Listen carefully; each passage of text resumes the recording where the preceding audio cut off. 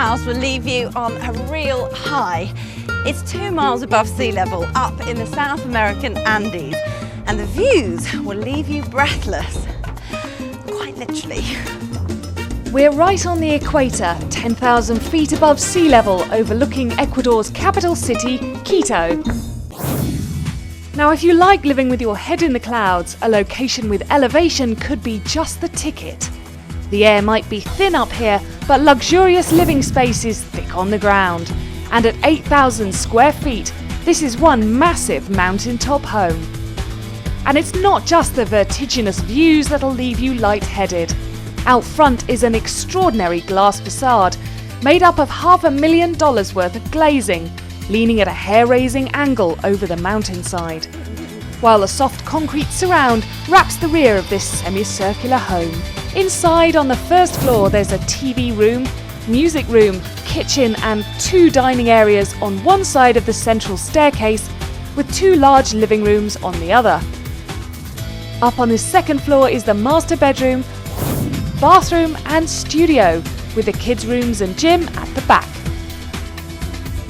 It's home to the art-loving Klein family, Dad Daniel, his wife Carmen, their 13-year-old daughter Anna and son David, who's away at university. And Carmen's favourite place is the lofty living room. It's a lot of painting of my father here in the house. My father is a famous painter of Ecuador, and with my husband we love so much art. My husband collects African art and I collect pre-Columbian art. And home really is where the art is for these guys. Every surface is splashed with sculptures, sketches, paintings, photos and figurines, while floor-to-ceiling glass walls display the finest landscape of all. High art indeed. With suspended structures and perilous projections jutting out at every angle, the house is an artwork in itself, so it's no wonder this sculptural home took a year to design and 4 whole years to build. It was not so easy because, for example, this kind of walls in Ecuador, it was never do it. Also, for the engineering, it was very difficult because the pool is suspended in the garden, and also the glasses, everything it was made here, and it takes so much time because it was the first project in Ecuador like that. It's very modern, this house, but it's very cozy. It's not cold, and you have the light all the day, and we are very happy in this house. This concrete and glass-walled lounge is one of 2 living rooms, with a smaller, more formal lounge next door. Outside the main living room is a cantilevered terrace, perched like a diving board over the slope below, and a great spot for soaking up the sun. The house sits on 1.5 acres of sloping land, a spectacular setting with sculptural ponds and wild woods, while out back there's a bunker-like concrete garage. Rarefied and chic this home may be, but there's still space for some football fun in the family room. It's girls v boys and it looks like Dad's outnumbered. And if those fingers still function and music is your forte, there's a piano room right next door. In a home where style is off the scale, it certainly hits the right note. Across the hall from the music room is the kitchen, sharp-edged and slick with concrete walls, stainless steel fittings and a work surface that just goes on and on. This cool kitchen caters to every culinary need. So let's head on up to the second floor. Well, there are 2 ways getting to the second floor. One way is through these stairs and the other way through the ramp on the other side. And through here we can get to the master bedroom. And this is a special door. I like very much this door because it represents like a sail of a big boat.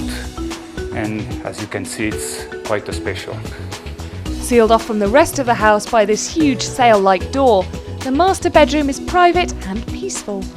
Well, we're in one of my favorite places in the house, with a fantastic view of the valley. In the morning we can see the Cotopaxi volcano, and it's the highest active volcano in the world. And when you are lying in this bed, you can feel really I like to be in the cockpit of a plane. Planes, boats, well, there's no doubt this bedroom will leave you feeling transported. Now here's a good reason to bring your work home with you. Daniel's study of the master bedroom is secluded and scattered with his collected artworks and antiquities. And after a hard day in the office, you can take a soothing soak in the sunken spa bath right next door in the ensuite bathroom. It's quite a different design, but this has a lot to do with the personality of my wife and myself. This house is not a typical home and we're happy. That's what we were looking for.